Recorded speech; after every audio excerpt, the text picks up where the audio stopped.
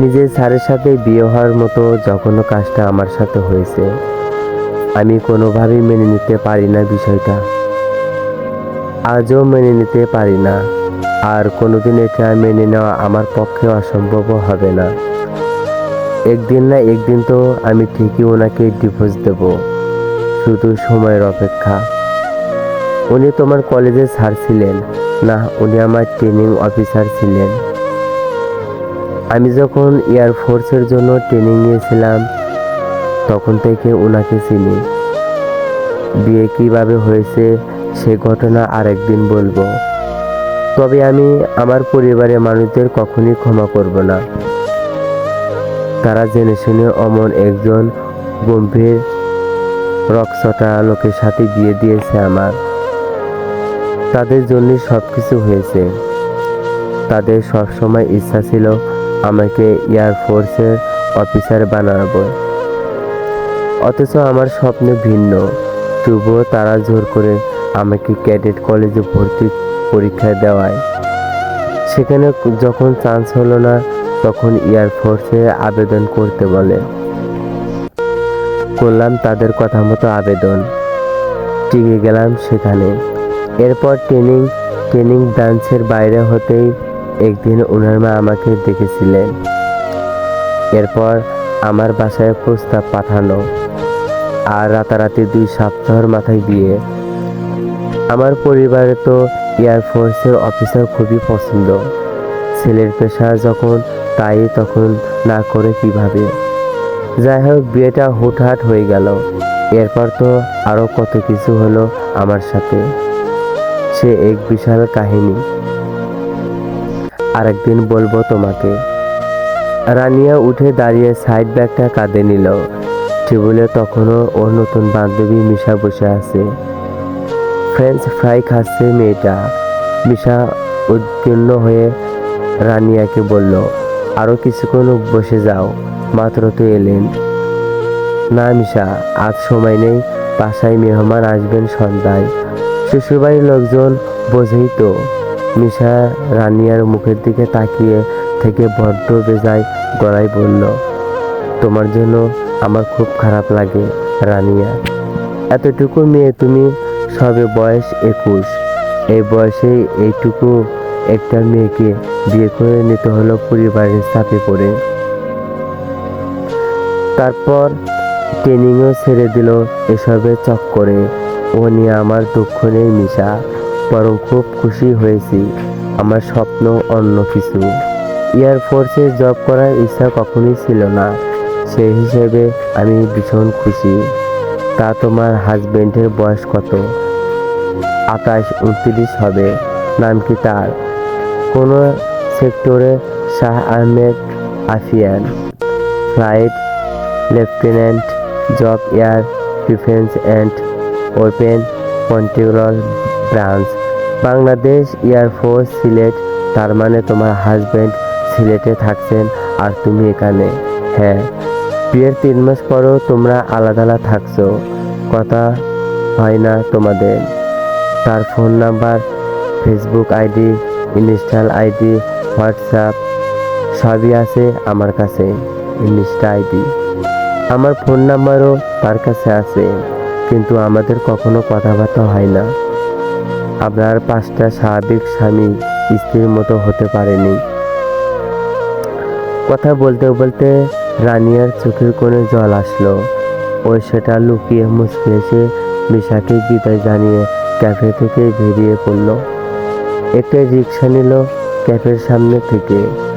আজ ঢাকা শহরে অন্য দিনের তুলনায় বড্ড বেশি যানজট। এই যানজট কাটিয়ে ওর আবার 4:30টার মধ্যে বাসায় ফিরতে হবে। শ্বশুরবাড়ি ওর ঢাকাতেই, তবে এলাকায় ভিন্ন, কয়েক কিলোমিটারের তফাৎ। রানিয়ার শ্বশুরবাড়িতে নাকি আজ তার খালা শাশুড়ি বেড়াতে এসেছেন চট্টগ্রাম থেকে। রানিয়াকে দেখতে চাইছেন তিনি। যেহেতু এখনো আয়োজন করে শ্বশুরবাড়িতে তোলা হয়নি রানিয়াকে, তাই ও বাপের বাড়িতেই থাকছে। আজ সেখানে আসবেন ওর শ্বশুরবাড়ির লোকজন। বাসায় ফিরে তাদের আপ্যায়নের ব্যবস্থা করতে হবে তো। মাকে কাজে সাহায্য করতে হবে, বাসায় মানুষজন বলতে বাবা আর ছোট ভাইটা। মা একা সব কাজ করে উঠতে পারবেন না। রানিয়ার আজ সারাটা দিন বেশ ধকলের ওপরে গিয়েছে। তার উপর সন্ধ্যায় আর একটা ফাড়া গেল। শ্বশুরবাড়ির লোকজন তো আসার পর থেকে ওকে কাজ ছাড়া করতেই চাইছিল না। রানিয়ার শাশুড়ি মানুষটা বেশ ভালো। রানিয়া আপেল খেতে পছন্দ করে বলেও ওর জন্য অন্য উপটোকেনের সাথে আপেলও মনে করে কতগুলো এনেছিলেন। তারা চলে যাওয়ার পরে নিজ ঘরে বসে এখন সেই আপেলে খাচ্ছে রানিয়া। ওর মস্তিষ্কে এখন অনেক কিছু চলছে। রানিয়ার শাশুড়ি বলে গেছে ওকে কিছুদিনের মধ্যেই ওই বাসায় বেড়াতে নিয়ে যাবেন। অথচ রানিয়া এদিকে ডিভোর্সের পরিকল্পনা করেছে। কিন্তু ডিভোর্সটা দেওয়া যায় কিভাবে? কোনো উপায় খুঁজে পাচ্ছে না রানিয়া। যা করার ওই বাসায় যাওয়ার আগেই করতে হবে।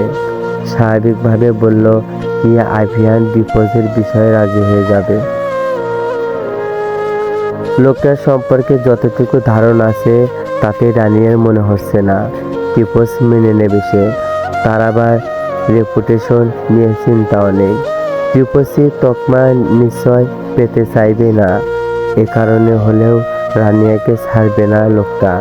না হলে সম্পর্কের কোনো সুরাহা না হওয়ার কারণে এতদিন তো ছেড়েই দিত। রানিয়া আপেল খেতে খেতে অনেকক্ষণ ভাবলো। ভাবতে ভাবতে হঠাৎ ওর মাথায় একটা দারুণ বুদ্ধি আসলো। চট করে লাফিয়ে উঠল ও। দ্রুত আলমারি থেকে খুলে ছোট একটা বক্স হতে সিম বের করলো। রানিয়া সিমটা ফোনে ঢুকিয়ে আইভিয়ানের নাম্বার ডায়াল করলো। এই প্রথম বৈবাহিক জীবন শুরু হওয়ার পরে এই প্রথম লেফটেন্যান্ট সাহেবকে কল দিচ্ছে রানিয়া। রিং হলো দুবার। রিং হয়ে কল কেটে গেল। কি ব্যাপার? অপরিচিত নাম্বার থেকে কি কল রিসিভ করছে না? ভারী মুশকিল তো। রানিয়া একরাশ আশা ভরসা নিয়ে তৃতীয়বার কল দিল। এবার কল রিসিভ হলো। ও অপ্রস্তুত হয়ে ফোন কানে ধরতেই ওপাশ থেকে একটি গম্ভীর কণ্ঠস্বর হ্যালো বলে উঠল। এই গাঢ় গম্ভীর কণ্ঠস্বর শুনে রানিয়া আরো বেশি ঘাবড়ে গেল।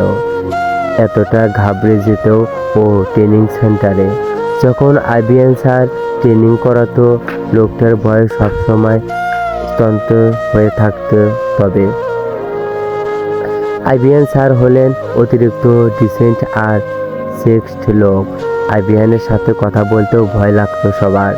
না পারতে কেউ একটা একটু শব্দ করতো না। সেই লোকের সাথে কিনা রানিয়া আজ অপরিচিতদের ন্যায় একটা জটিল বিষয় নিয়ে কথা বলতে যাচ্ছে। রানিয়া নিজেকে সামলে শান্ত করে রুমালটা আরো ভালো করে মুখে চাপা দিয়ে বলল, hello. Flight lieutenant Shah Ahmed Aiviyan বলেছেন। Yes, who are you? Rania মাহমুদকে চিনেন নিশ্চয়। আপনার ওয়াইফ তাই না? Yes, but who are you and what are you talking to me about her? কে হন আপনি তার? আমার পার্সোনাল ফোন নাম্বারই বা কোথায় থেকে পেলেন? শেষোক্ত কথাটা একটু কঠিন শোনালো। ফোনের ওপাশের ব্যক্তিটি কি রেগে গেছে ঠিক বোঝা যাচ্ছে না। কণ্ঠস্বর কেমন জানি। রানিয়ার কণ্ঠস্বর কেঁপে উঠল। নিজেকে সামলে নিয়ে স্থির হয়ে ও গলার স্বর আবারও ভিন্ন রকম করে জবাব দিল, আপনি আমাকে চিনবেন না মিস্টার, তবে ধরে নিন আমি আপনার একজন শুভাকাঙ্ক্ষিনী। আপনাকে কল দেওয়ার কারণ আছে। অ্যাকচুয়ালি একটা জরুরি বিষয়ে কথা বলার ছিল। কি কথা? ফোন কলের মধ্যেও রানিয়া বুঝতে পারছে ফোনের ওপাশের ব্যক্তি তার সেই বিখ্যাত ভ্রু কুঁচকানো প্রতিক্রিয়া সহিত প্রশ্নটা করেছেন। রানিয়া রুমালটা আরো শক্ত করে চেপে ধরে রেখে জবাব দিল, আপনার ওয়াইফ রানিয়া। সে যে আপনার অনুপস্থিতিতে অন্য একটা ছেলে নিয়ে ঢাকা শহরে ঘুরে ফিরে বেড়াচ্ছে সে সম্পর্কে কোনো ধারণা আছে আপনার? আরে আপনার ওয়াইফ তো আপনাকে ভালোবাসে না, অন্য আর একটা ছেলেকে ভালোবাসে। প্রমাণ। রানিয়া আবিয়ানের নিকট হতে আরো বেশি প্রতিক্রিয়া আশা করেছিল এই বোমা বিস্ফোরণের পরে, কিন্তু নিজের কথার বিপরীতে এমন স্বাভাবিক প্রশ্ন পেয়ে আশ্চর্য হলো ও। লোকটা এখানে এতটা শান্ত আছে কিভাবে, এখনো এতটা শান্ত আছে কিভাবে, তাও এমন সেন্টিভ কথা শোনার পরেও। রানিয়া কাপা স্বরে জবাব দিল, প্রমাণ প্রমাণ, সে তো আছেই, অবশ্যই আছে, একদম পাকাপোক্ত প্রমাণ। রানিয়া মাহমুদা জি আবিয়ানের জির কণ্ঠস্বরে নিজের নামটা শোনা মাত্র চমকে উঠল রানিয়া। ভয় পেয়ে শুকনো ঢোক গিলল একটা। ওকে আরো ভয় পাইয়ে দিয়ে ওপাশ থেকে ফ্লাইট লেফটেন্যান্ট শাহ আহমেদ আবিয়ান কর্কশরে বলে উঠল, ইয়ার কি হচ্ছে? ফাজলামি শুরু করেছো তুমি আমার সাথে? কি মনে করেছো? হ্যাঁ। মুখে রুমাল চেপে ধরে ভয়েস চেঞ্জ করলো, তোমাকে চিনতে পারবো না আমি। নিজের মতো বোকা ভাবো সবাইকে, একবার শুধু ঢাকায় আসতে দাও আমাকে, এসো তোমার এসব ইয়ার্কি ছুটিয়ে দেব। আমাকে এখনো চিনতে পারোনি তুমি? ফোন রাখো ইডিয়েট। সন্ধ্যায় আবিয়ানের হুমকি স্বরূপ বলা অমল কথাবার্তায় মারাত্মক ভয় পেয়েছে রানিয়া। এর একটা স্বভাব হচ্ছে, নিজেকে যতই সাহসী দেখানোর চেষ্টা করুক না কেন, আবিয়ানের মতো লোকের ঋণ কথাবার্তা শুনলে ঠিকই ভেতরে ভেতরে ভয় পায়। তারপরও ওকে হুমকি দেওয়া হয়েছে ঢাকায় এসে নাকি ওকে দেখে নেওয়া হবে, ওর ইয়ার্কি ফাজলামকি ছুটানো হবে। কিন্তু রানিয়া এই যে ফোনের ওপাশে ছিল, সেটা ওই লোকটা বুঝলো কিভাবে? বড় ধাঁধাময়। আবিয়ান যে রানিয়ার নাম মনে রাখবে এতটাও আশা করেনি রানিয়া। অথচ বিয়ের দিনও লোকটা এমন ভাব করেছিল যেন বিয়ের সাথে শ্বশুরবাড়ি বউ নিয়ে তার কোনো মাথা ব্যথা নেই।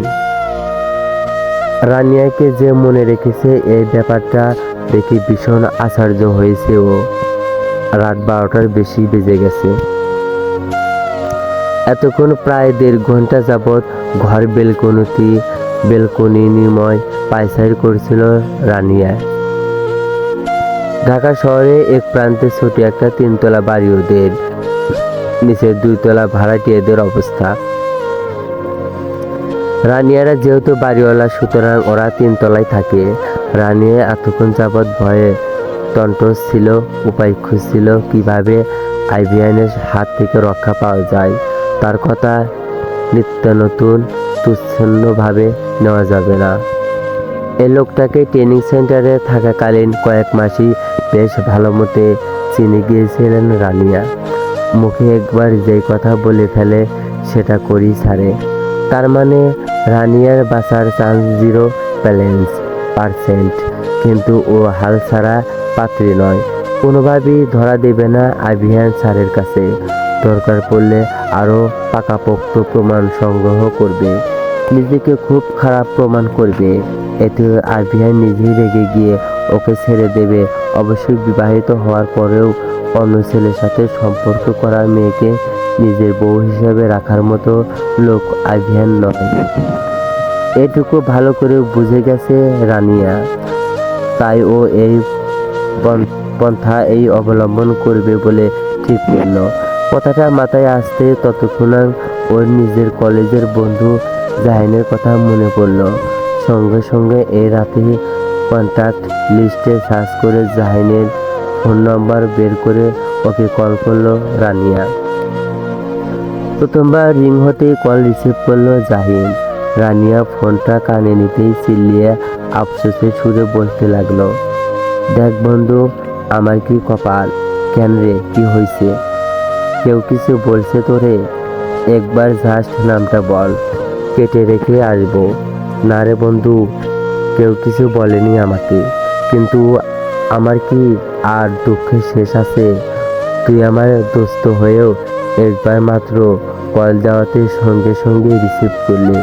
এদিকে আমার স্বামীকে বারবার কল দিলেও তার কল রিসিভ করার সময় হয় না।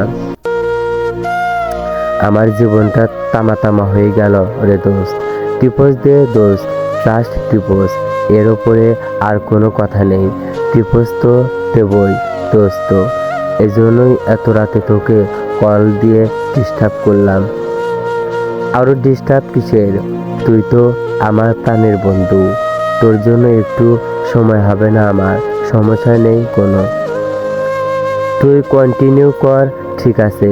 এখন মেইন টপিকে আসি তাহলে আমি ওনাকে ডিভোর্স দিতে চাচ্ছি, কিন্তু এর জন্য শক্ত কোনো রিজন নেই আমার কাছে। হ্যাঁ, একটা কারণ আছে, সেটা হলো উনি রাগী আর অনেক স্ট্রিক্টল, কিন্তু এটা কোনো পাকাপোক্ত কারণ হিসেবে দাঁড় করাতে পারবো না।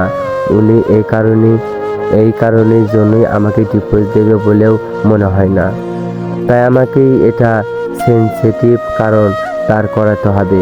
কি কারণ? ফোনের ওপাশ থেকে জাহিরের কৌতূহলী কণ্ঠস্বর শোনা গেল। রানিয়া একটু রয়েস হয়ে ফিস করে বলতে লাগলো, উনার সামনে আমার নিজেকে খারাপ প্রমাণ করতে হবে, কিন্তু আমার তো একমাত্র তুই ছাড়া কোনো ছেলে বন্ধু নেই, আর তা তো আছে কোনো এক্সের টেক্সট। এজন্য তোরই আমাকে হেল্প করতে হবে। কি হেল্প দোস্ত? তুই জাস্ট একবার বলে দেখ, তোর জন্য জানও দিয়ে দিতে পারবো। আরে শালা, জান দেওয়া লাগবে না, তুই জাস্ট কয়েকদিনের জন্য আমার প্রেমিক হওয়া অ্যাক্টিং করবি, এতেই চলবে। কিন্তু দোস্ত, জাহিনের আমতা কথা শুনে রানিয়া ভ্রু কুঁচকে প্রশ্ন করলো, কিন্তু কি? আমার গার্লফ্রেন্ড ও যদি জানতে পারে? তবে শালা, ও জানলে কি হবে? তুই তো আমার ফেক বয়ফ্রেন্ড সাজছিস, তাই না? ও জানলে কোনো সমস্যা হবে না, কথা হচ্ছে আবিয়ান স্যার যেন সত্যিটা জানতে না পারে।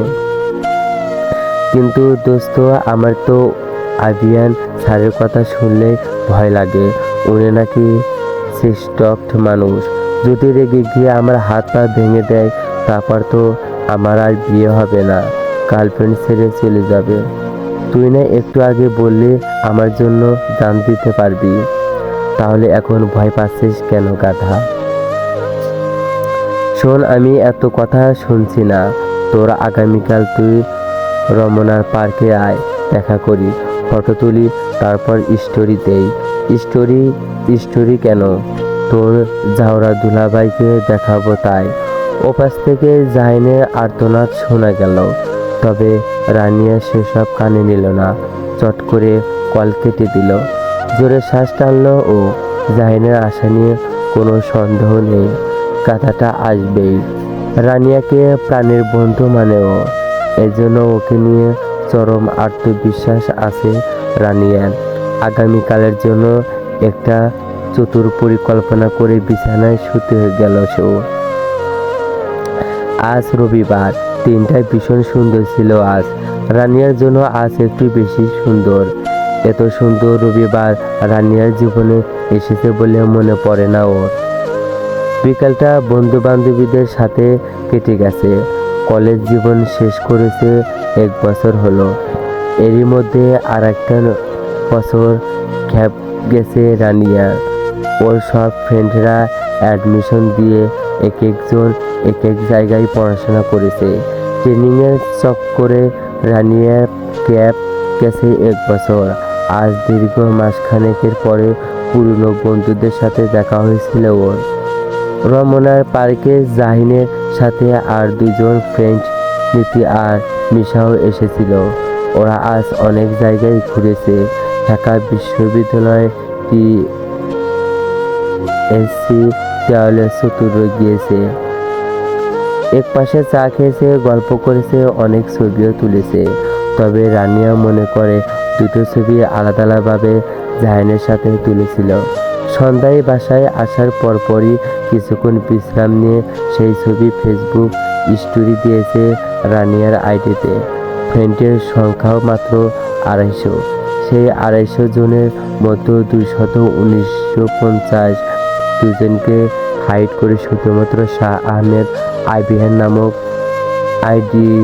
আইডিটাকে রেখে স্টোরি আপলোড করেছেন। তবে হতাশার ব্যাপার হলো গোটা ঘন্টা 3 পেরিয়ে গেলেও লোকটা স্টোরি সিন করেনি। অবশ্য সবসময় যে রানিয়ার স্টোরি সিন করে তাও ঠিক নয়, মাঝে মধ্যে সিন করে। রানিয়া প্রায় প্রতিদিনই 2-3টা করে স্টোরি দেয়। হিসাব করলে আইবিএন বোধ হয় মাসেও ওর 4-5টা স্টোরি সিন করে। তাও বোধহয় ভুল করে সিন করে ফেলে, তবে স্টোরিতে কোনো রিকোয়েস্ট অবধি দেয় না। আজও যেন সিন করবে, তার কি গ্যারান্টি? তবুও রানিয়া 24 ঘন্টার জন্য স্টোরির দায়িত্ব রাখবে। যদি লোকটা আসলে সিন করে তখন সে আশাই তো বসে আছে ও। রানিয়া আইবিএনের আইডি ঘুরে এসেছে।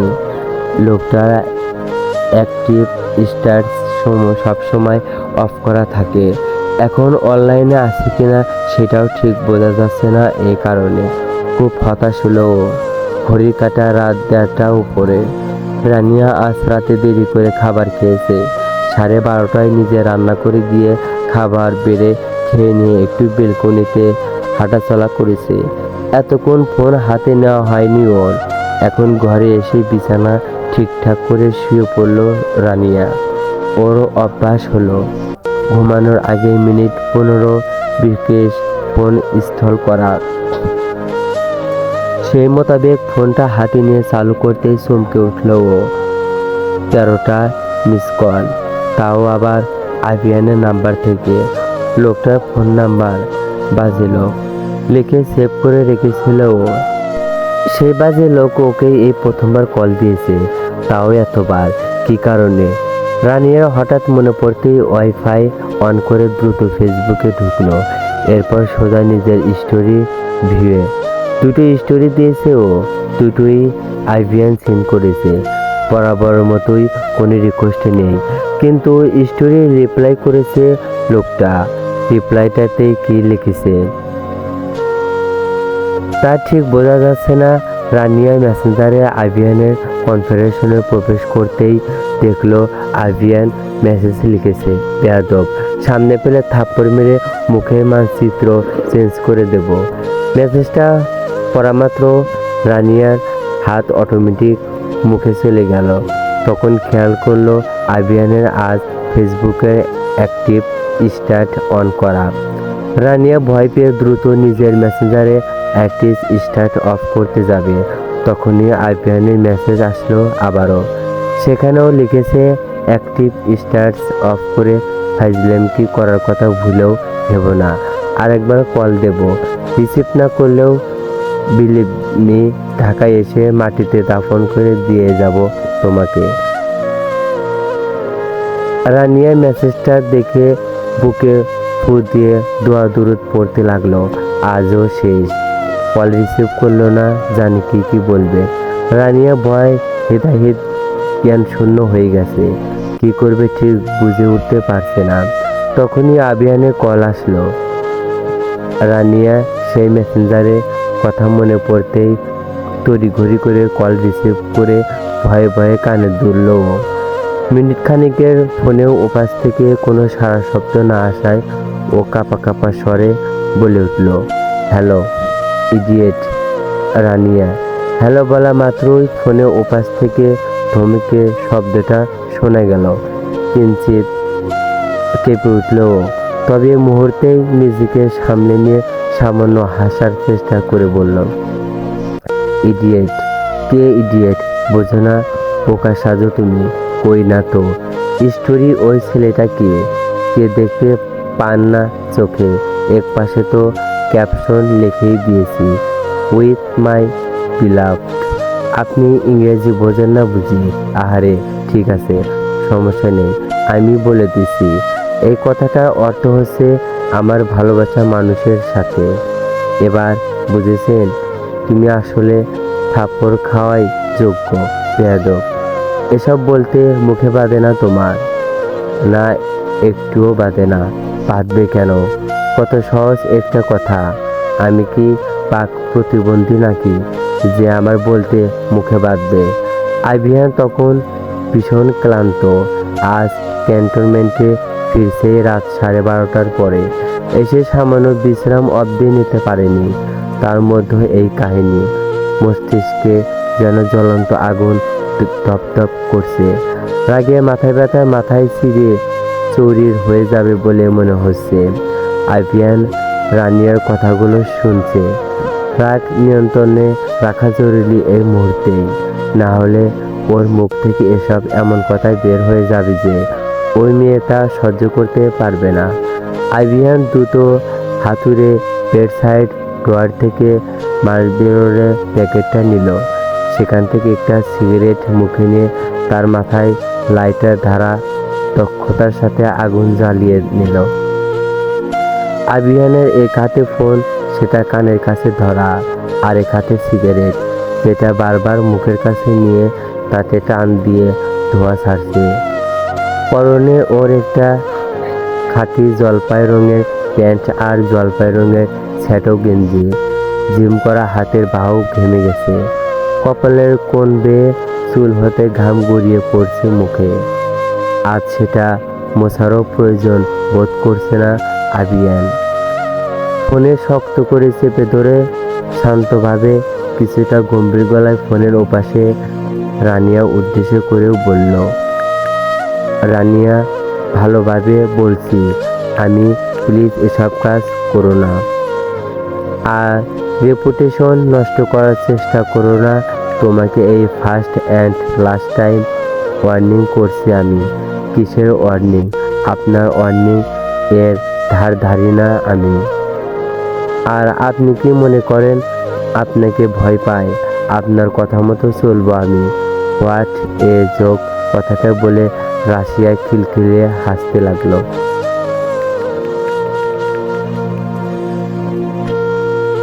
তার ছিল হাসি। ওর মেয়েটার কথাবার্তা শুনে এপাশে আভিয়ানের রাগে মাথায় দপদপ করে আগুন জ্বলছে। ও হাত মুঠো করে দাঁতে দাঁত পিষে রানিয়াকে উদ্দেশ্য করে বলল, দূরে আছি বলে যা খুশি করছো তাই না? ইচ্ছা স্বাধীন মতো চলাফেরা করছো, ছেলেপেলের সাথে মেলামেশা করছো, কোনো কিছুর পরোয়া করছে না। একবার শুধু আসতে দাও, তোমার ছাল তুলে নেব, হাত পা বেঁধে বসিয়ে রাখবো।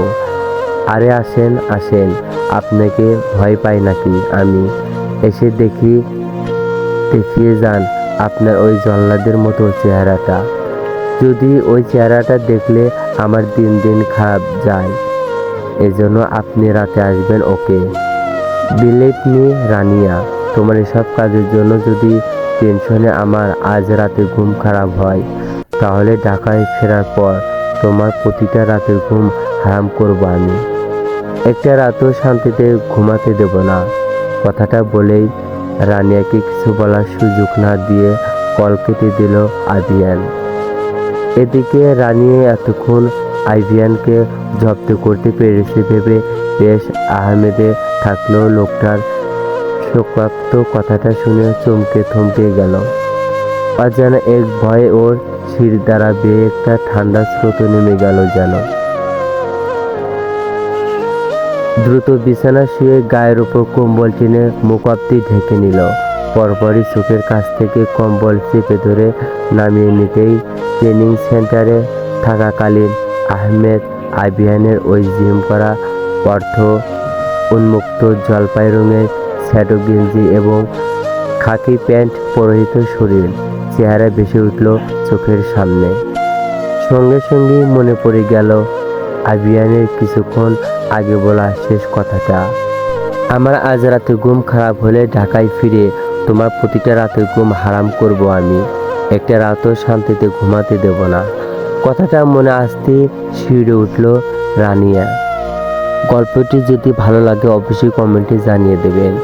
আপনাদের কমেন্ট পেয়ে গেলে পরে পাঠ দ্রুত আপলোড করার চেষ্টা করব। চ্যানেলটি সাবস্ক্রাইব করবেন ও বেল আইকন ক্লিক করবেন। বেল আইকনে ক্লিক করলে পরবর্তী পাঠ আপলোড করার সঙ্গে সঙ্গে নোটিফিকেশন পেয়ে যাবেন আপনারা।